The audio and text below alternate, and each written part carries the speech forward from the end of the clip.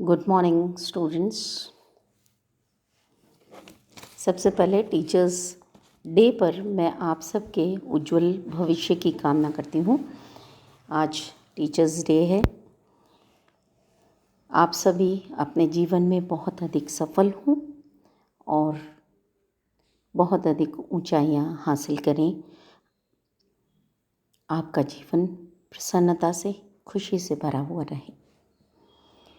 अब हम शुरू करते हैं आज का लेक्चर, जो कि ओव्यूल्स या मेगास्पोरेंशियम और मेगास्पोरोजेनेसिस के बारे में है। किसी भी पौधे के अंदर जो फूल होते हैं, पुष्प होते हैं, उनके पुष्पासन पर सबसे ऊपर और सबसे भीतर वाला जो चक्र होता है वो फीमेल रिप्रोडक्टिव ऑर्गन्स का होता है, जिनको कि गायनीशियम कहते हैं।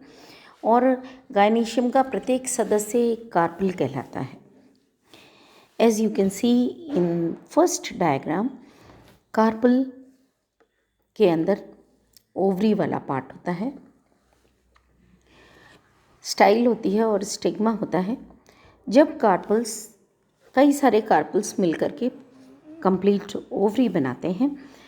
कार्पल जब एक दूसरे से फ्री होते हैं तो उसको एपोकार्पस कंडीशन कहते हैं, और जब संयुक्त होते हैं तो उसको हम युक्तांडपी या सिंकार्पस कंडीशन कहते हैं।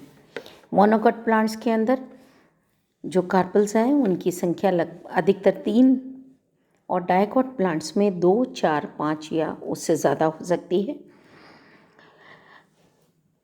और हर एक ओव्यूल सिंकार्पस गायनीशियम में हम इस डायग्राम में देख सकते हैं कि जो ट्रांसफर सेक्शन है उसमें 3 कार्पल्स आपस में जुड़े हुए हैं। It is tricarpellary syncarpous condition with the placentation which is axile, in which in the center the ovules are arranged। ऐसा माना जाता है कि कोई भी ओव्यूल मेगास्पोरोफिल का परिवर्तित या कोई कार्पेल मेगास्पोरोफिल का परिवर्तित रूप होता है। Now if we see the structure of any ovule, तो सबसे ज़्यादा कॉमन टाइप का ओव्यूल जो मिलता है वो पॉलीगोनम टाइप का ओव्यूल होता है, जिसमें कुछ भाग होते हैं। एक वृंत होता है जिस पर कि वो पुष्पासन से लगा हुआ होता है, जिसको फ्यूनिकल कहते हैं। और ओव्यूल का जो मेन पार्ट होता है जिसके अंदर एम्ब्रियो सैक प्रेजेंट होता है, उस पार्ट से फ्यूनिकल को आपस में कनेक्ट करने वाला जो हिस्सा है उसको हम हाइलम कहते हैं।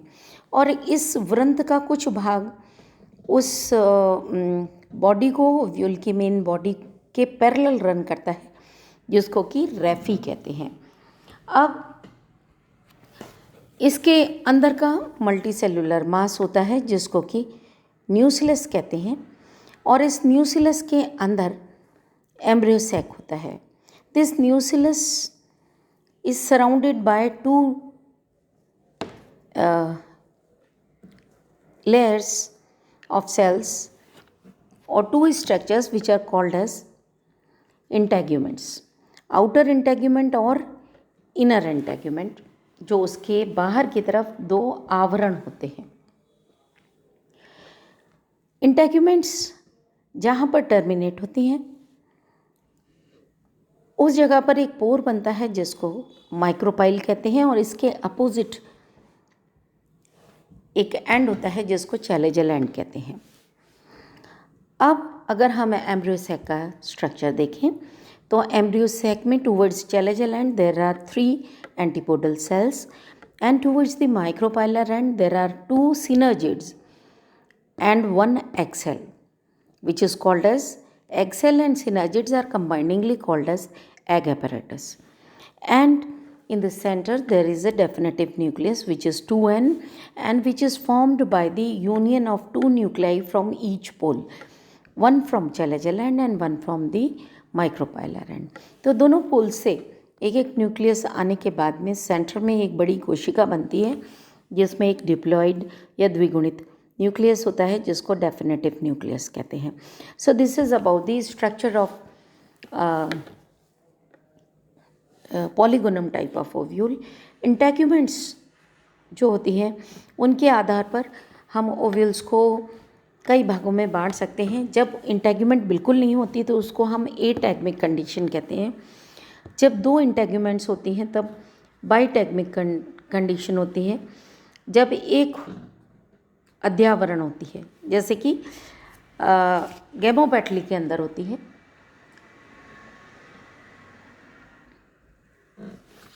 एक इंटेग्यूमेंट होती है। बाइपेटली पॉलीपेटली में और मोनोकॉट्स के अंदर बाइटैग्मिक कंडीशन होती है। गैमोपेटली में मोनोटैग्मिक कंडीशन होती है। कई बार 3 इंटेग्यूमेंट्स भी होती हैं तो उसको हम ट्राईटैग्मिक कंडीशन कहते हैं। जब नहीं पाई जाती तो लोरेंथेसी फैमिली है, बेलेनोफोरेसी फैमिली है, ओलेकेसी फैमिली है, इनके अंदर इंटेग्यूमेंट्स नहीं पाई जाती तो ऐसी कंडीशन को एटैग्मिक कंडीशन कहेंगे। कुछ प्लांट्स के अंदर जो इंटेग्यूमेंट्स होती हैं उनमें एरिल पाया जाता है। जो सबसे बाहर वाली जो इंटेग्यूमेंट है उसमें एक बीज चोल या एरिल पाया जाता है और उसके अंदर एक या हम कहेंगे बाहर की जो इंटेग्यूमेंट है उसको हम एरिल कहते हैं और इस एरिल के अंदर एक क्राउन शेप्ड स्ट्रक्चर होता है जिसको कोरंकिल कहते हैं। As you can see in ricinus communis, अरंडी के बीज को या जट्राफा कुर्कस के बीज को हम देखें तो उसमें एक वाइट कलर का क्राउन टाइप स्ट्रक्चर होती है विच इज़ दी कोरंकिल या बीज चोलक कहलाता है। So these are a few variations. Tritegmic condition is found in प्याजी, एस्फोडेलस और ट्रायंथेमा, इनके अंदर ट्राईटैग्मिक कंडीशन पाई जाती है। और ऐसा माना जाता है, अगर हम इवोल्यूशन के बारे में बात करें तो there is a school of thought जो ये कहता है कि बाइटैग्मिक कंडीशन प्रिमिटिव होती है और उससे यूनिटैग्मिक कंडीशन का प्रादुर्भाव हुआ होता है। अब बाइटैग्मिक कंडीशन से यूनिटैग्मिक कंडीशन 2 तरीके से बन सकती है। उसके लिए अलग अलग वैज्ञानिकों के अलग अलग मत हैं। कुछ लोगों का ये मानना है कि 2 इंटेग्यूमेंट्स के आपस में संयुक्त होने से यूटैग्मिक कंडीशन एटैग्मिक कंडीशन बनी और कुछ लोगों का ये मानना है कि किसी एक इंटेग्यूमेंट की वृद्धि एबॉर्टिव हो जाती है, अरेस्टेड हो जाती है, वृद्धि में अवरोध उत्पन्न हो जाता है जिसके कारण सिर्फ एक ही इंटेग्यूमेंट बनती है, जैसे सेलिकेसी के अंदर। तो ये 2 स्कूल ऑफ थॉट्स थे।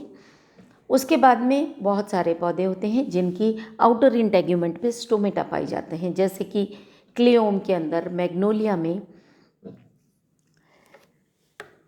कुछ प्लांट्स के अंदर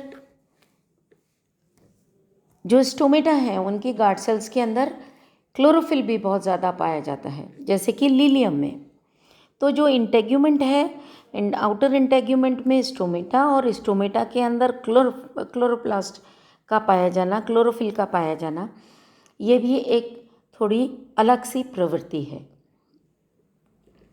अब जब फर्टिलाइजेशन हो जाता है, जो एक्सेल है वो फर्टिलाइज हो जाती है, उसके बाद ये ओव्यूल है, ये ओव्यूल एक सीड में परिवर्तित हो जाता है और जो इंटेग्यूमेंट्स हैं वो सीड का कोट बना लेती हैं। बाह्य इंटेग्यूमेंट जो होती है, बाह्य अध्यावरण को हम टेस्टा कहते हैं।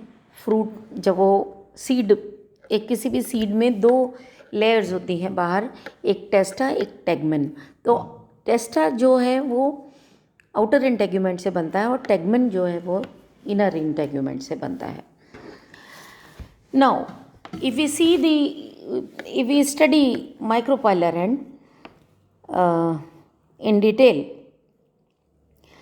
तो माइक्रोपाइलर एंड पर बाह्य इंटेग्यूमेंट से घिरा हुआ जो हिस्सा होता है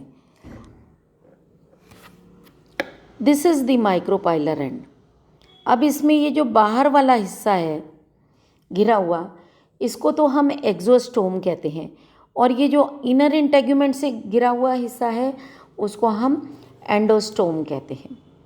तो इसलिए ये थोड़ा टेढ़ा मेढ़ा हो जाता है, थोड़ा सा टेढ़ा मेढ़ा है माइक्रोपाइलर एंड। और इसका जो इस कई माइक्रोपाइल से कुछ चिपचिपा पदार्थ भी निकलता है, या इस माइक्रोपाइलर एंड में एक चिपचिपा पदार्थ भरा होता है जिसका सिक्रीशन किससे होता है, ये न्यूसिलस की जो सेल्स हैं इन सेल से इस चिपचिपे पदार्थ का सिक्रीशन होता है। अब इस माइक्रोपाइलर एंड पर कुछ स्पेशल सेल्स होती हैं जो कि आकार में बड़ी हो जाती हैं, इनको ऑब्ट्यूरेटर्स कहते हैं या सेतुक कहते हैं।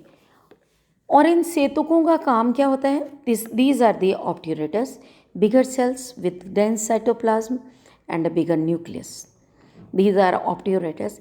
इनका काम क्या होता है कि जो पोलन ट्यूब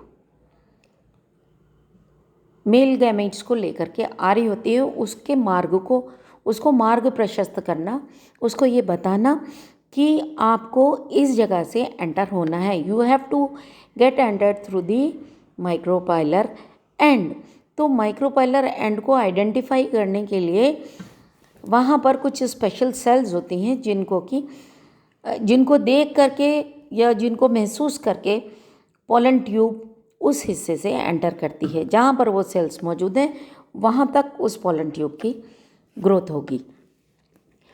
तो ये दो तरह के होते हैं, कुछ तो ऑब्ट्यूरेटर्स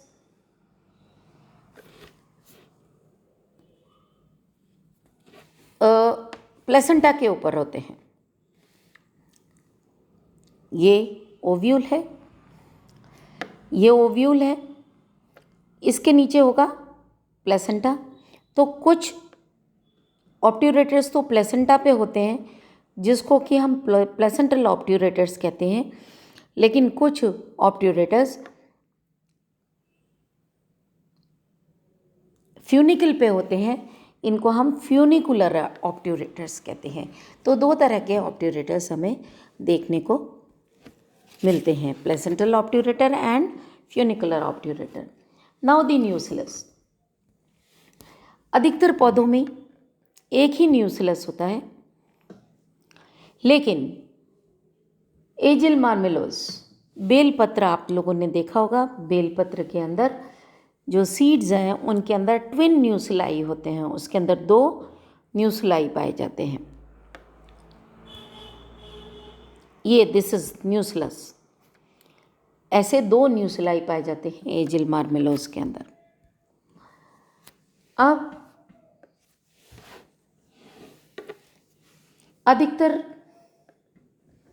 कैरियोफिलेसी फैमिली के अंदर ये जो न्यूसिलस है ये माइक्रोपाइलर एंड तक भी फैला हुआ रहता है।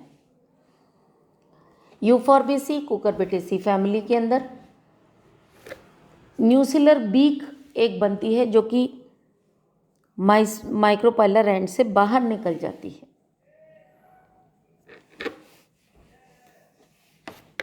ओव्यूल में अगर मेगास्पोर मदर सेल न्यूसिलस की केवल एक कोशिका मोटी परत से ढकी हुई होती है, this is the megaspore mother cell,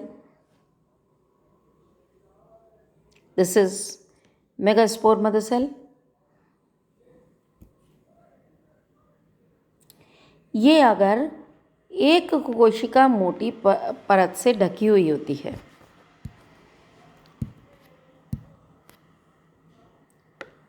यहाँ पर सिंगल लेयर है, ये स्पोरोजिनस सेल है, बाहर एक लेयर है, तो इसको हम टेनी न्यूसिलेट कंडीशन कहते हैं। अगर sporogenous cell megaspore mother cell a group of cells से ढकी हुई होती है, ये सारी सेल्स हैं और ये मेगास्पोर मदर सेल है, तो अगर ये ग्रुप ऑफ सेल्स से या बहुत सारी सेल्स से ढकी हुई होती है या उसके चारों तरफ बहुत सारी सेल्स होती हैं तो उसको हम क्रेसी न्यूक्लिएट कंडीशन कहते हैं।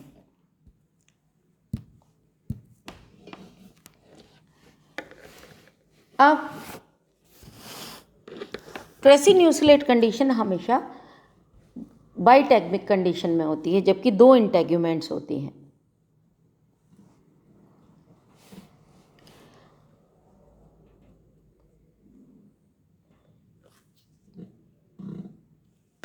अब कुछ और स्ट्रक्चर्स पाए जाते हैं।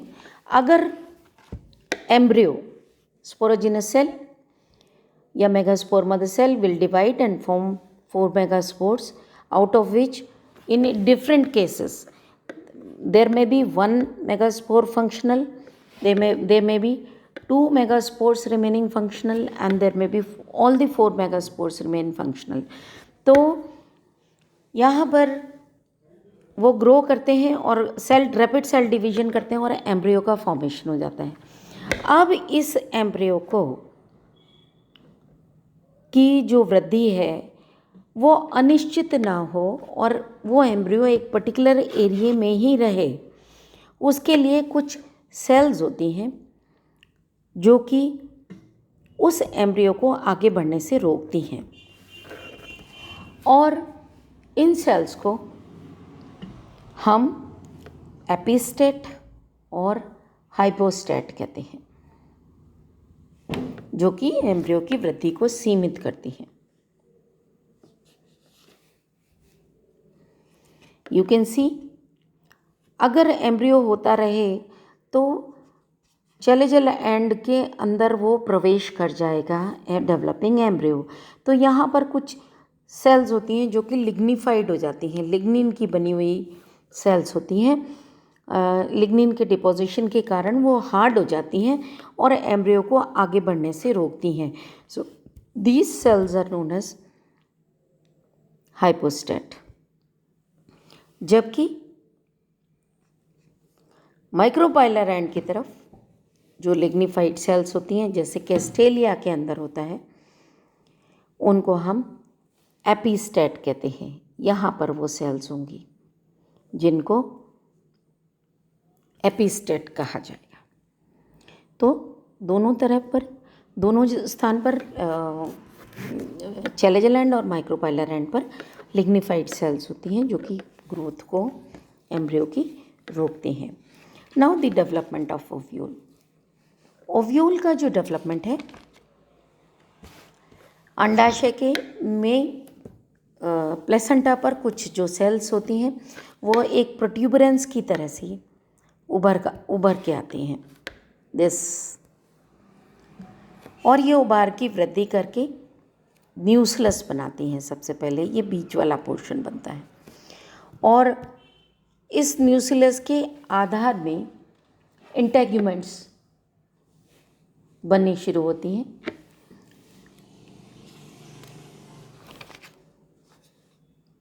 सबसे पहले इनर इंटेग्यूमेंट बनती है और उसके बाद में आउटर इंटेग्यूमेंट बनती है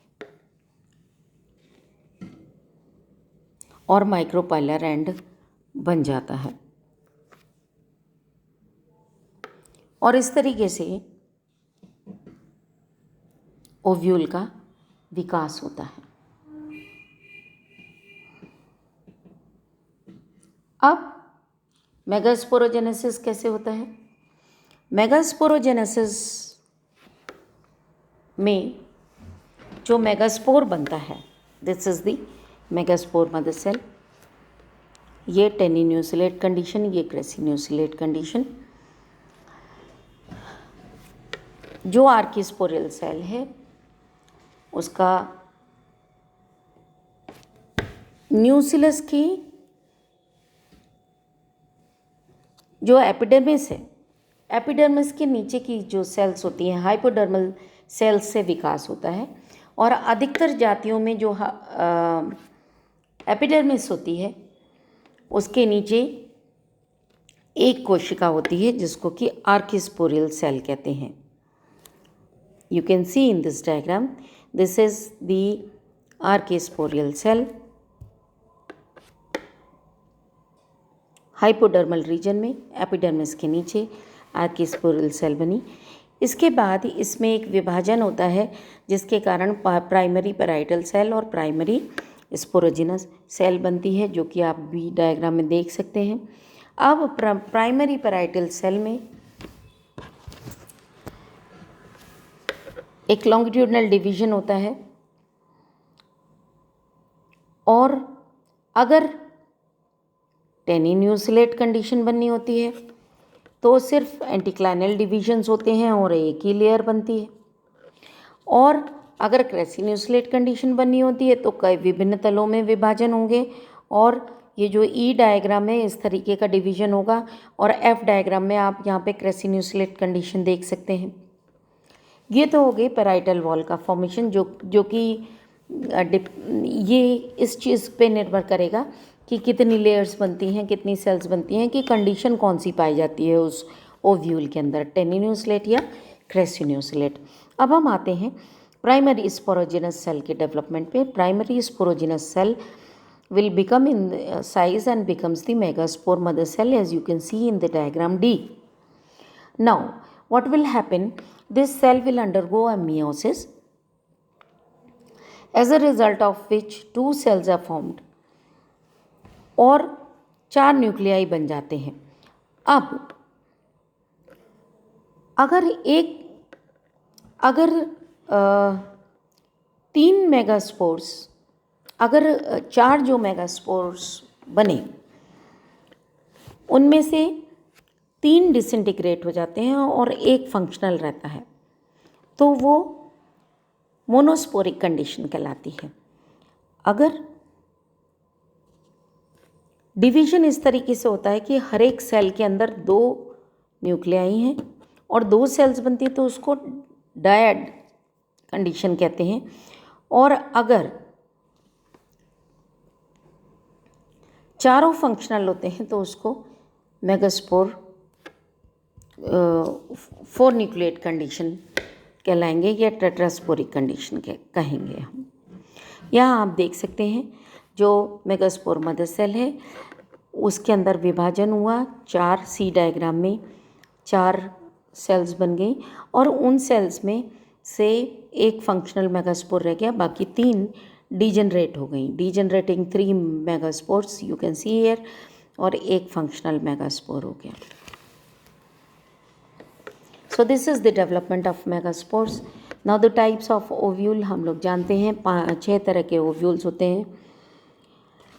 फर्स्ट इज़ दी ऑर्थ्रोटॉपस, जिसमें माइक्रोपाइलर एंड और हाइलम ये एक ही सीध में होते हैं, जिसे दिस इज कॉल्ड एज ऑर्थ्रोट्रोपस, जो कि पॉलीगोनेसी फैमिली के अंदर, ऑर्टिकेसी फैमिली के अंदर, पाइपरेसी फैमिली के अंदर पाया जाता है। उसके बाद एनाट्रोपस ओव्यूल, जो कि बहुत ज़्यादा कॉमन होता है।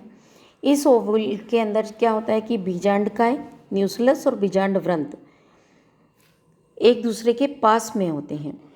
पार्श्व में तेजी से वृद्धि होने के कारण बीजांड व्रंत, और व्रंत के ऊपर बीजांड जो है वो वक्रित हो जाता है, मुड़ जाता है और इन्वर्टेड हो जाता है, और माइक्रोपाइलर एंड और फ्यूनिकल एक दूसरे के पास आ जाती हैं, जो कि लगभग 82% प्लांट्स के अंदर एनाट्रोपस टाइप का ओव्यूल देखने को मिलता है। उसके बाद में आता है हेमीट्रोपस। बीजांड व्रंत के समकोण पे होता है, 90 डिग्री के एंगल पे होगा। फ्यूनिकल और माइक्रोपाइलर एंड या चैलेजल एंड एक दूसरे के 90 डिग्री के एंगल पे पाया जाता है, जैसा कि रेननकुलस के अंदर होता है, पेपोवर सोमनीफेरम में अफीम के अंदर ये मिलता है। Then there comes the campylotropous type of ovule. ये एक अनुप्रस्थ प्रकार का ओव्यूल होता है, लेकिन न्यूक्लियस का जो आगे वाला भाग हाइलम की ओर बहुत ज़्यादा मुड़ जाता है, और इस तरीके से जो बीजांड द्वार मतलब माइक्रोपाइलर एंड और चैलेजल एंड एक दूसरे के पास आ जाते हैं। आप देखेंगे न्यूक्लियस टर्न हो गया तो this is chalazal and this is micropylar and, ये एक दूसरे के नज़दीक आ जाते हैं। कैरियोफिलेसी फैमिली के अंदर, चिनोपोडिएसी फैमिली में, क्रूसीफेरी में कैम्पाइलोट्रोपस टाइप का ओव्यूल देखने को मिलता है। उसके बाद में आता है एम्फीट्रोपस ओव्यूल। एम्फीट्रोपस ओव्यूल के अंदर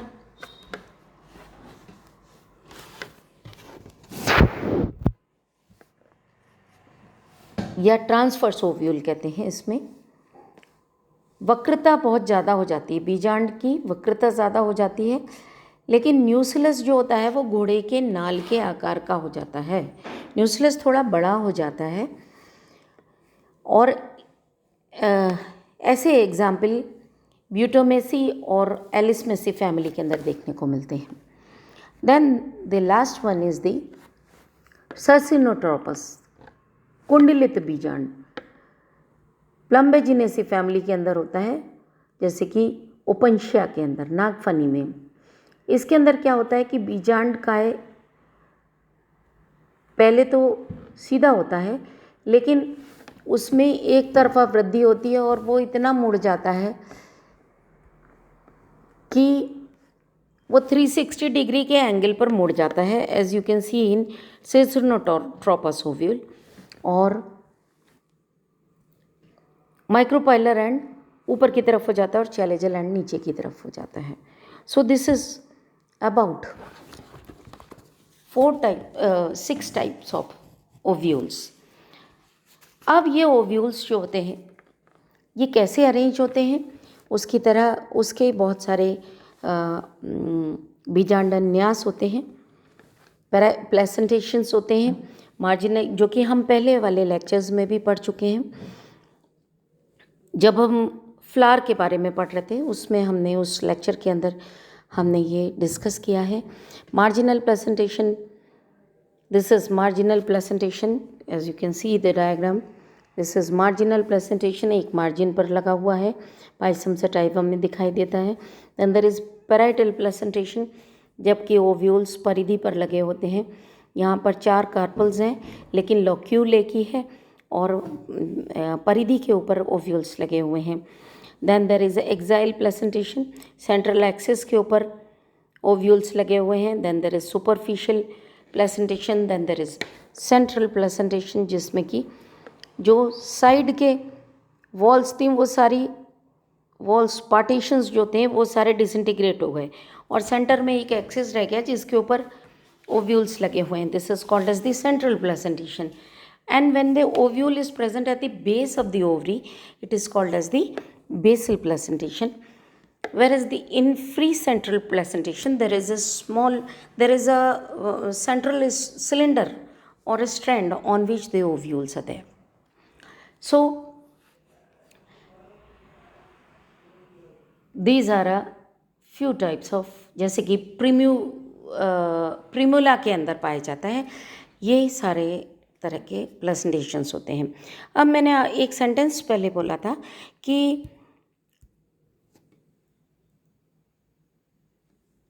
विकास कैसे होता है। देखिए, ऐसा माना गया, अलग अलग साइंटिस्ट ने अलग अलग इवोल्यूशन की को एक्सप्लेन किया और उन्होंने कहा कि फाइलोजेनेटिक विकास हुआ। सबसे पहले एक मेगास्पोरोफिल थी, you can see this diagram. ये एक उपांगी सिद्धांत है, दिस इज अपेंडिकुलर थ्योरी।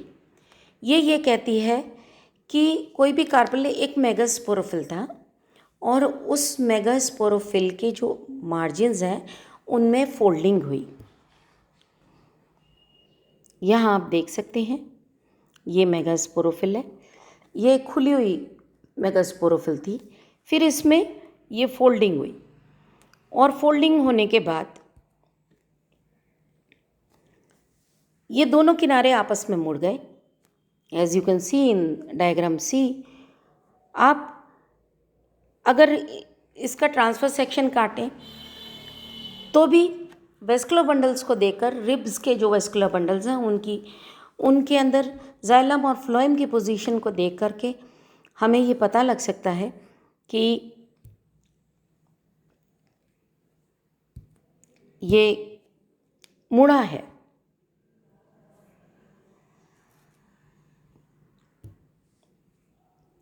यहाँ पर जाइलम और फ्लोएम की पोजीशन इन्वर्टेड है, मुड़ी हुई है।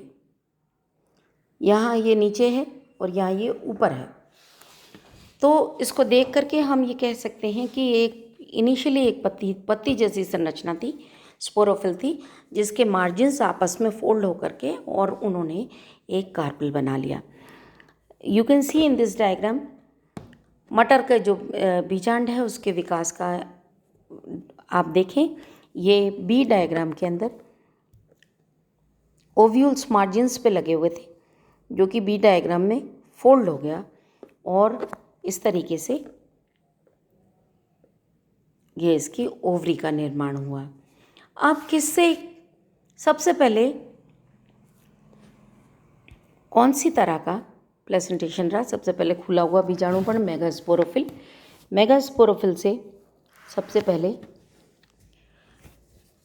उसकी जो मार्जिन्स थे उनके फोल्डिंग हुई और फोल्डिंग के बाद में सबसे पहले मार्जिनल प्लेसेंटेशन बना। As you can see in this, सबसे पहले मार्जिनल प्लेसेंटेशन बना। मार्जिनल प्लेसेंटेशन कई सारे मेगास्पोरोफिल्स के आपस में संयोजन से भित्तीय तरह का पेराइटल प्लेसेंटेशन बना। पेराइटल प्लेसेंटेशन बनने के बाद उनके जो जहाँ पे जॉइंट हो रहे थे सारे कार्पल्स, उन पटों का परिवर्धन हुआ और उससे एक्साइल और फ्री सेंट्रल प्लेसेंटेशन बना। और एक्साइल और फ्री सेंट्रल प्लेसेंटेशन के बाद में उनके बीच की पुष्पासन की अधिक वृद्धि के कारण सेंट्रल प्लेसेंटेशन बना। तो इस तरीके से प्लेसेंटेशन का विकास हुआ। So this is all about the megaspore and megasporophyll. Thank you.